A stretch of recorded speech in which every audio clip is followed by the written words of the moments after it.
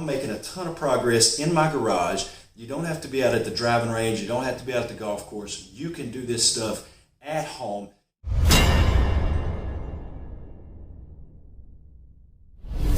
So I'm out here in the lab, working in the garage. It's not the best lighting out here.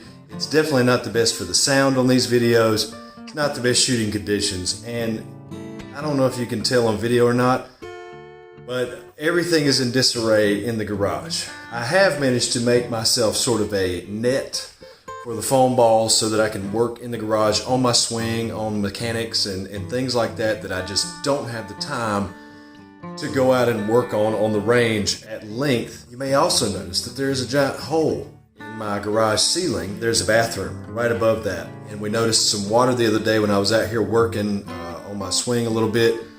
And lo and behold, we had a busted flange in the bottom of the toilet. We had to have the plumber come out. It's been kind of a mess, but I'm still able to get out here and work, even though I've had to kind of make the garage a mess and temporarily move some stuff over to some walls. But what I've been working on, if I can get back to golf for a second, what I've been working on is my right arm. And when I say right arm, what I mean is this. When you say right arm, a lot of people think of this as your arm. This from your shoulder to here, this is your right arm. Or this is your forearm. Manuel de la Torre talks about that all the time. So when I'm talking about focusing on my right arm, I'm talking about this, the humerus bone of the body. And I'm not a doctor, so I'm not getting into all the tendons and bones and ligaments and muscles and all that stuff, okay? So Gary Edwin's swing is called the right-sided golf swing. Basically, when you set your left side on the wall and you've got your shoulder, your hip, and your ankle and your knee all in basically a straight vertical line, and then you've got the reverse K set up where your right hand is kind of set like the top of the backwards K, and then your right leg kind of kicks up over to the side, and that makes the other part of the reverse K. He's basically bracing against the left side, and then he's allowing the right side to sort of be the part that moves, going back, and he's also taking the right side and he's driving it around this post. So you're posting up, which is, everybody knows that term in golf, post up on your left side. When you go into your left side and you have a fixed left side and they say hit into your post up side. That's what a lot of them are talking about. I'm trying to keep all of this to where there's not a lot of excessive movement, and that's really it. It's not perfect stillness. It's just calming it down so that it supports and it is reactive to what the right arm is doing. And basically, if you know anything about my swing, if you've followed me for any length of time, you know that I tend to drag the club back like this. My hands get inside, the club gets inside, it's a little lazy. And then I have this motion where I get across the line at the top, and then I start to have to get it back. And by the time I do, I have to flip at it.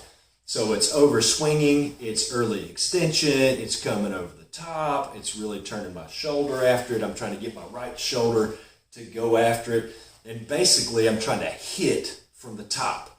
As soon as I get to the top of the backswing, I'm trying to hit the ball right away. And that is so incorrect. That is terrible.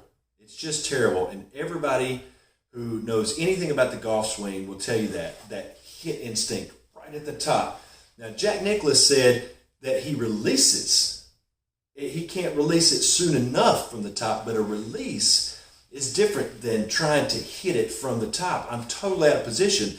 I have to get my body to come back to be in position to then strike the golf ball. That's what I'm learning. So, what I'm trying to do is make a very simple thought process moving forward. And I don't want my club to come away too far inside and get laid off like it's been doing, and you know, it gets laid off back here, and then I come over like that because I'm trying to really go at it and I early extend. I don't want that to happen anymore. So I want the club to come more up this way, right? Instead of this way, working around and getting turned over with forearm rotation, I want it to work more vertically on the way back so that I have hopes of shallowing it a little bit, not a huge amount, but shallowing it a little bit, or at least making it come right back down on the same plane line that it was, right? Another thing that I've learned is that anytime you want to make a change, you need to exaggerate it. So if I'm coming around like this and then I'm throwing over the top, if I want to take it straight up and then straight back down like this, I need to exaggerate that. And that means that if I'm normally coming in here like that, I need to feel like I'm taking the club out here, right? But they all kind of talk about the same thing in the sense that on the backswing, C Motion talks about this as well. C Motion talks about this. Any of you guys that are familiar with C Motion, you know that Lee Como, he just basically folds the right arm and then he punches it into the back of the ball. That's like a basic thing that he does. And that kind of was my inspiration for what I'm trying to do in changing my swing to support this new setup. To get it to the top, all I'm doing is folding the right arm. I'm just folding the right arm. I am drawing my forearm up to try and basically get to my shoulder. Now everybody would say, well, that's ridiculous, then you're not turning. When you bring that up and you have the intention to get the club up here around you, it will automatically combine with turn. And look at that.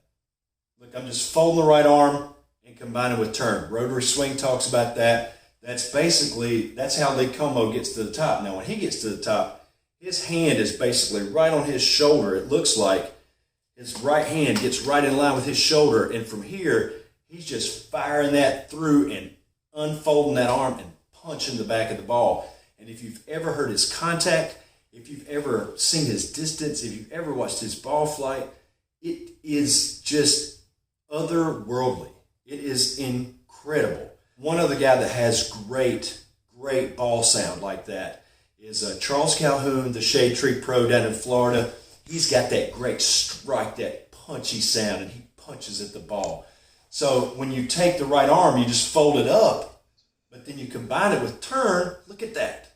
I'm in the position. Then in the Gary Edwin system, once you do that and you fold the right arm up, you've got this fixed radius he talks about with your left arm. Your left arm just becomes a radius. You just fold your right arm up and combine it with turn. Then to unload on the ball, instead of me trying to get at it with my shoulder, I'm trying to get the club away. Now, you would say, well, that's casting. No. This is not casting. This is casting.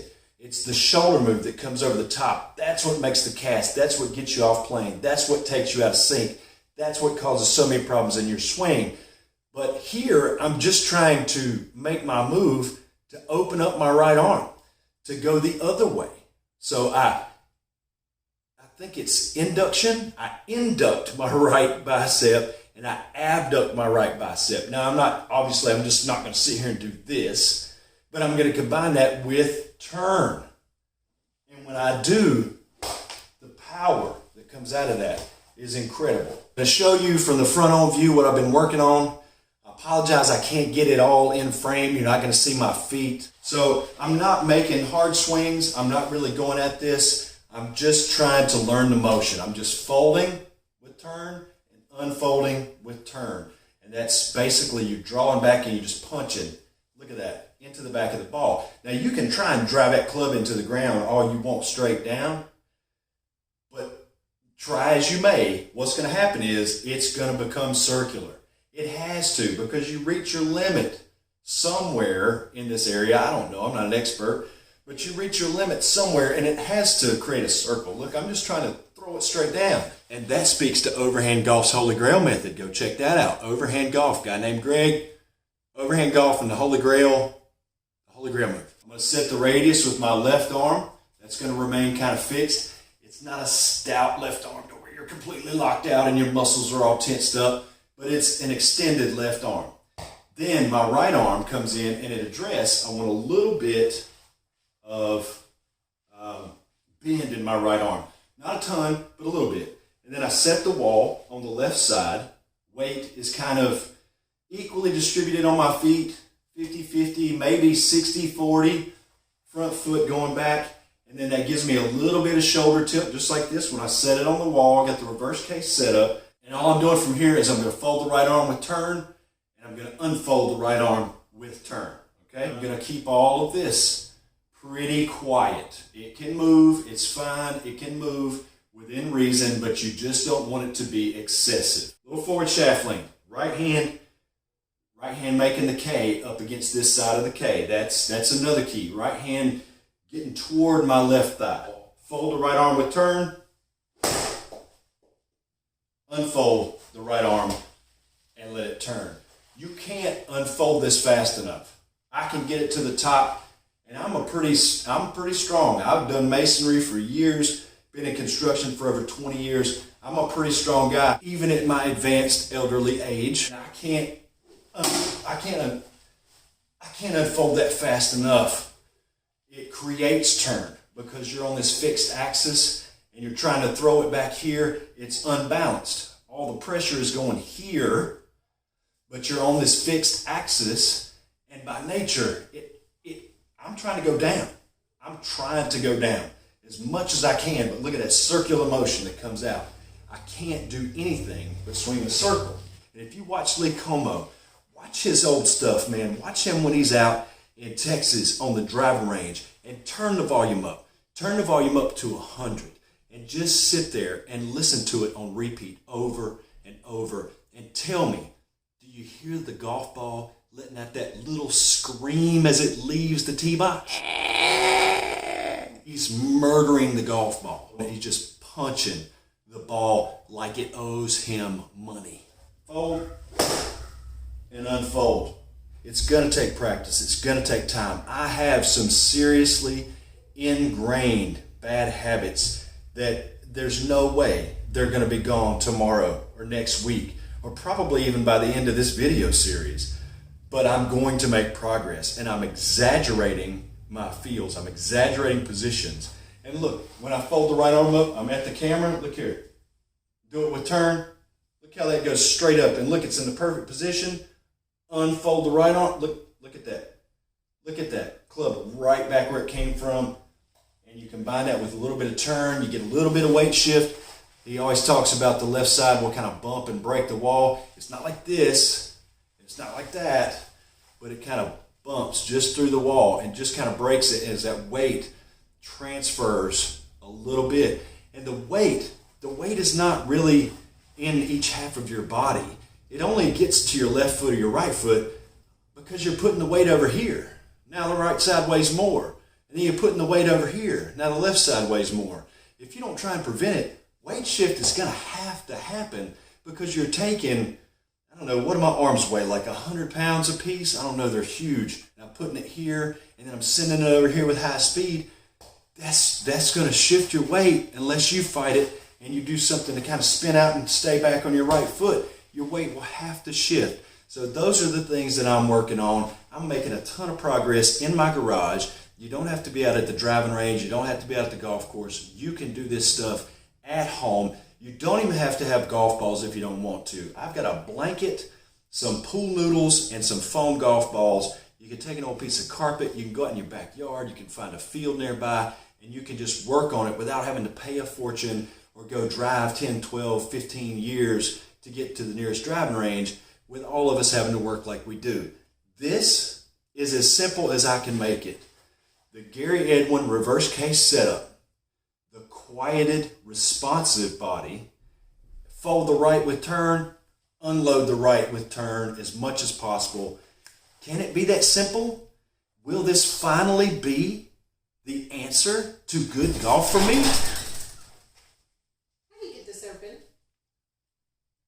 I gotta go. I'll see you guys in the next video. Peace.